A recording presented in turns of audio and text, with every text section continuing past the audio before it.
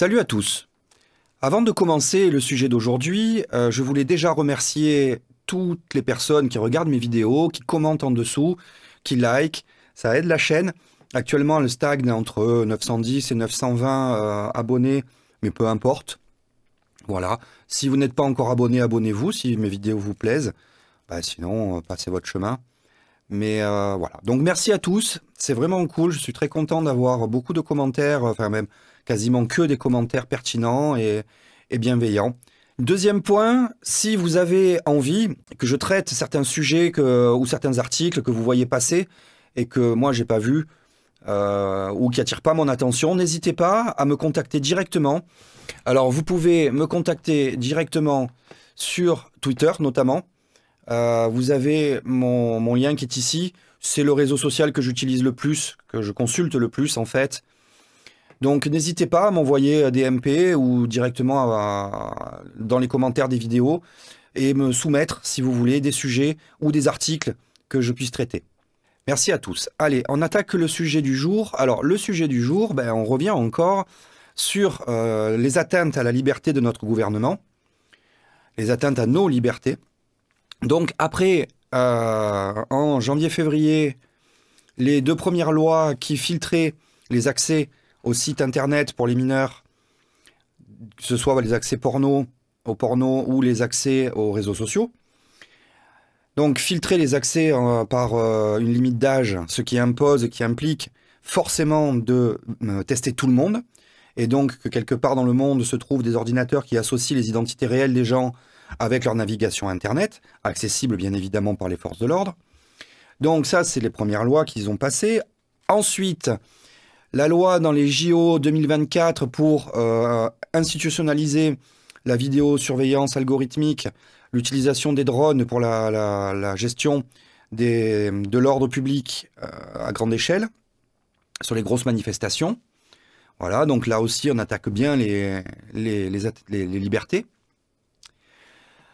Ensuite, on a la police qui utilise les accès au téléphone et qui oblige, entre guillemets, mais bon, la police et la justice font les deux, et qui oblige les manifestants ou toute personne mise en garde à vue à donner ses codes d'accès téléphonique pour que les forces de l'ordre y aient accès, et que s'ils ne le font pas, du coup, il y a des dépôts de plainte contre eux, même si ça n'a rien à voir avec le délit d'origine, même s'il n'y a pas de délit d'ailleurs. Le simple fait de refuser de donner l'accès à son téléphone peut nous engendrer un délit. Donc maintenant, vu que toutes ces atteintes aux libertés sont passées et que nos politiques les ont votées allègrement, vous savez, tous les démocrates qu'on a de LREM et des LR, donc après tout ça, puisque ça ne suffisait pas, ils sont en train de discuter d'une nouvelle loi, ce qui est de transformer les objets connectés en mouchards. Et on continue la surenchère donc sécuritaire de notre gouvernement. Vous savez, encore une fois, notre Macron qui a la démocratie qui est accrochée à son corps et à son cœur, n'est-ce pas? Alors, qu'est-ce qu'ils nous proposent là, nos ministres? Enfin, nos députés plutôt. Donc, je vais vous lire ça en substance. L'article vient de la Quadrature du Net, bien sûr. Vous savez que je suis ce site depuis très longtemps et que je vous invite à aller le suivre. Donc, on a le nouveau projet de loi Orientation et programmation du ministère de la Justice 2023-2027 qui a commencé à être discuté au Sénat. Et déjà, il y a un article qui pose problème.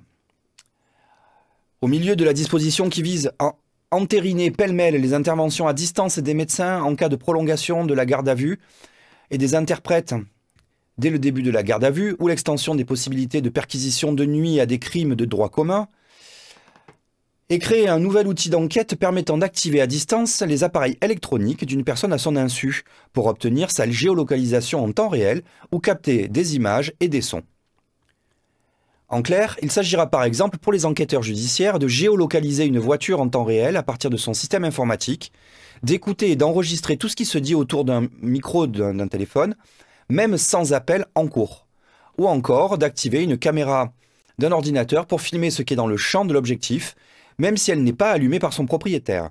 Techniquement, les policiers exploiteront les failles de sécurité de ces appareils, notamment s'ils ne sont pas mis à jour en y accédant ou à distance, pour installer un logiciel qui permet d'en prendre le contrôle et de transformer vos outils, ceux de vos proches ou de différents lieux en mouchards.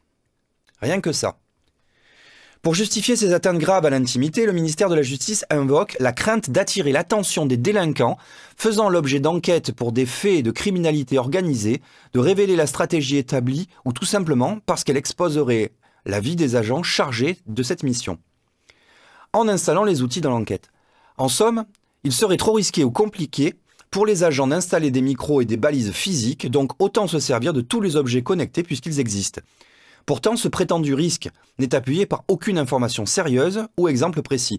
Surtout, il faut avoir en tête que le piratage d'appareils continuera de passer beaucoup par un accès physique à ceux-ci, plus simple techniquement, et donc les agents encourront toujours ce risque lié au terrain. De plus, les limites matérielles contingentes à l'installation d'un dispositif constituent un garde-fou nécessaire contre les dérives d'atteinte massive à la vie privée. Alors, il faut être clair sur un truc. Attaquer un système informatique de front, par Internet, même un ordinateur de particulier, c'est quelque chose de compliqué. C'est quelque chose qui n'est pas accessible à tout le monde. Il faut des outils particuliers, il faut des compétences particulières. Il n'y a pas beaucoup de monde, finalement, sur la planète qui sont capables de le faire. La très grosse majorité utilise des failles de sécurité qui sont corrigées au fur et à mesure qu'elles sont découvertes. Mais attaquer en frontal des systèmes informatiques, c'est très compliqué. C'est beaucoup plus simple d'y aller en physique et d'implanter un mouchard dedans, en fait. Ou d'envoyer un mail aux utilisateurs avec un lien qui va pointer en réalité sur un virus, sur un troyen, etc. La mesure prévue par l'article 3 est particulièrement problématique pour les téléphones portables et les ordinateurs, tant leur place dans nos vies est conséquente. Mais le danger ne s'arrête pas là, puisque son périmètre concerne la réalité de tous les appareils électroniques, c'est-à-dire tous les objets numériques disposant d'un micro, d'une caméra ou d'un capteur de localisation. Cette mesure d'enquête pourrait ainsi permettre de sonoriser, donc écouter des espaces à partir d'une télévision connectée, d'un babyphone, d'un assistant vocal type Google Home ou d'un micro intégré à une voiture, de retransmettre des images et des vidéos à partir de la caméra d'un ordinateur portable, d'un smartphone ou d'une caméra de sécurité à détection du mouvement, de récupérer la localisation d'une personne grâce au positionnement GPS d'une voiture, d'une trottinette connectée ou d'une montre connectée. De nombreux autres périphériques disposant de ces capteurs pourraient être ainsi piratés. Si ce texte était définitivement adopté, cela démultiplierait dangereusement les possibilités d'intrusion policière en transformant tous nos outils informatiques en potentiels espions. Il est à cet égard particulièrement inquiétant de voir consacrer le droit pour l'État d'utiliser les failles de sécurité des logiciels ou matériels utilisés plutôt que de s'attacher à les protéger en informant de l'existence des failles pour apporter des remèdes. Notre gouvernement préfère finalement exploiter les failles de sécurité que les utilisateurs ont sur leur propre machine plutôt que de voter des lois qui protègent ces utilisateurs contre les méchants qui exploitent ces failles de sécurité. C'est quand même assez magique. Les services de police et de renseignement disposent pourtant déjà d'outils extrêmement intrusifs. Installation de mouchards dans les domiciles ou les voitures, balises GPS, caméras de vidéosurveillance, micros de sonorisation, extraction des informations d'un ordinateur ou d'un téléphone par exemple, et mise en œuvre d'enregistreurs d'écran ou de frappes de clavier. Ces possibilités très larges, particulièrement attentatoires à la vie privée, sont déjà détournées et utilisées pour surveiller des militants comme dans la lutte du carnet, dans l'opposition aux méga-bassines, dans les lieux militants de Dijon ou les photocopieuses des lieux anarchistes, etc. Alors que les révélations sur l'espionnage des téléphones par Pegasus continuent de faire scandale et que les possibilités des logiciels espions ont été condamnées par le Haut Commissariat des Nations Unies aux droits de l'homme, le ministère de la Justice y voit, à contrario, un exemple à suivre. Il tente de légitimer ces dispositifs en assurant que seul le crime organisé et le terrorisme seront visés via des techniques spéciales d'enquête.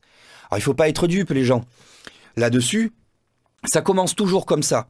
On commence toujours par pointer un grand méchant pour faire peur. Oui, c'est pour combattre le crime organisé, c'est pour combattre les réseaux pédophiles, c'est pour ci, c'est pour là. Et progressivement, ça a ouvert la boîte de Pandore et ensuite on étend tout le dispositif à l'ensemble de la population. C'est ce qu'on a actuellement avec les téléphones portables. Quand vous êtes passé en garde à vue, vous êtes tenu finalement, maintenant, obligé, sinon vous êtes puni, de donner vos accès au téléphone portable, même si vous n'avez rien fait. Alors, j'en étais où? Si le projet de loi renvoie effectivement à des infractions considérées comme graves, cela n'est pas de nature à apaiser les inquiétudes légitimes. En effet, ces mêmes infractions graves ont déjà été utilisées pour poursuivre des actions militantes, que ce soit à l'encontre des personnes solidaires avec les migrants, accusées d'aide à l'entrée des personnes en bande organisée, par exemple, des militants écologistes, ou encore qualifiés récemment d'éco-terroristes, ou encore des militants contre l'enfouissement des déchets nucléaires à Bure. Plus généralement, le spectre des infractions visées peut aussi dépasser l'imaginaire de la grande criminalité. Y sont inclus notamment la production et la vente de stupéfiants, quelle qu'elle soit l'échelle, le proxénétisme dont la définition très large peut inclure la seule aide à une personne travailleuse du sexe, les vols en bande organisée, etc. Concernant la technique de géolocalisation des objets connectés, le spectre est encore plus large puisque l'activation à distance pourra concerner toutes les personnes suspectées d'avoir commis un délit puni de 5 années de prison, ce qui, en raison de l'inflation pénale des lois successives, peut aller par exemple du simple recel à la transmission d'un faux document à une administration publique ou le téléchargement sans droit de documents d'un système informatique. Surtout, l'histoire nous a démontré qu'il existait en la matière un effet cliquet. Une fois qu'un texte ou une expérimentation sécuritaire est adopté, il n'y a jamais de retour en arrière. A l'inverse, la création d'une mesure intrusive sert généralement de base aux extensions sécuritaires futures en les légitimant par sa seule existence.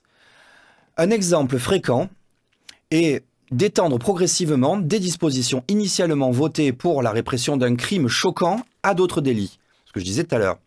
Le fichage génétique a ainsi été adopté à l'encontre des seuls auteurs d'infractions sexuelles, je m'en souviens, c'était au tout début quand ils ont commencé à faire ça, pour s'étendre à quasiment l'ensemble des délits. Aujourd'hui, 10% de la population française de plus de 20 ans est directement fichée et plus d'un tiers indirectement. Permettre de prendre le contrôle de tous les outils numériques à des fins d'espionnage policier ouvre la voie à des risques d'abus et d'usage massif extrêmement graves. Au regard de la place croissante des outils numériques dans nos vies, accepter le principe même qu'ils soient transformés en auxiliaires de police sans que l'on soit au courant pose un problème grave dans nos sociétés.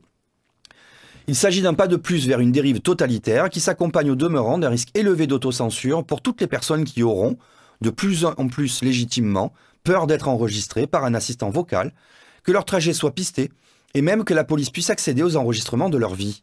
Par exemple, si elles ont le malheur de passer nues devant la caméra de leur téléphone ou de leur ordinateur. Pour toutes ces raisons, l'article 3 de l'OPJ, je deviens fou avec les sigles en France, suscite de graves inquiétudes quant à l'atteinte aux droits et aux libertés fondamentales, liberté à la sécurité, droit à la vie privée, secret des correspondances, droit d'aller et venir librement. C'est pourquoi nous appelons l'ensemble des parlementaires à œuvrer pour la suppression de ces dispositions de ce projet de loi et à faire rempart contre cette dérive sécuritaire. Bon, je pense pas qu'il y ait encore besoin de faire la démonstration de la façon dont nos gouvernements, et particulièrement la droite, actuellement en France, voient la démocratie, en fait. Je comprends pas qu'on puisse encore avoir des arguments de dire « oui, mais moi, j'ai rien à me reprocher, ce sont ceux qui commettent des crimes ou des délits, qui ont des choses à cacher. » Oui, jusqu'à ce que les lois changent. C'est ça le problème, c'est ça que les gens ne percutent pas, et pour ça qu'ils ne bougent pas, en fait, pour la plupart. C'est qu'ils ne comprennent pas que oui, quand on n'est pas pédophile, qu'il y ait de la surveillance numérique sur des réseaux pédophiles, on le comprend ça dans les enquêtes, il n'y a pas de souci. Mais qu'on récupère un dispositif qui a été fait pour la grande criminalité et qu'ensuite on l'étende à tout le monde, le problème c'est quand les règles changent. C'est quand les gouvernements vont créer de nouveaux délits, vont rendre préjudiciables en fait des actions qui ne l'étaient pas avant. Et ça concerne tout le monde. Quel que soit votre bord politique, quelle que soit votre situation physique réelle, etc. Ça concerne réellement tout le monde. Donc il ne faut pas qu'on laisse ce genre de texte faire. Il ne faut pas qu'ils les votent, il ne faut surtout pas qu'ils votent ça. Mais bien sûr, ils vont le voter, ils passeront en force comme d'habitude, et il y aura toujours une frange de la population qui va les défendre. Mais les gars, si vous avez à ce point envie de domination et besoin de domination, inscrivez-vous dans des clubs de BDSM. Vous pourrez vous faire plaisir sans faire chier le reste de la population et sans mettre en danger nos démocraties, parce que là, pour le coup, je trouve que c'est extrêmement grave. Beaucoup plus que toutes les procédures qu'ils entament au Parlement pour faire passer un texte ou contrer des amendements. Ça, c'est leur géopolitique locale, je dirais. Et très mauvaise, mon expression. Mais, enfin, ça me rend réellement dingue comme truc. Nous, je le dis déjà depuis des mois, on est en train de copier les Chinois. Mais on en a la preuve, là. Je veux dire, avec des textes qui sont proposés comme ça et que les LR ou les LREM arrivent à voter, peut-être le RN aussi, il faudra vérifier. Mais en tout cas, une grosse partie de la droite française va voter ça. Mais les gars, ne leur donnez plus de pouvoir, arrêtez de voter pour ces gens-là. Enfin, je ne sais pas ce que vous en pensez. Vous êtes voués à être surveillés, c'est comme ça. À moins que vous voyez cette vidéo et que vous agissiez et que vous appeliez votre député à voter contre. Voilà, ça c'est encore une démarche parlementaire qu'on peut faire. Profitons-en tant qu'on peut encore le faire. Allez, donnez vos avis en commentaire, n'hésitez pas à me le dire. Et puis je vous dis à une prochaine pour un autre sujet.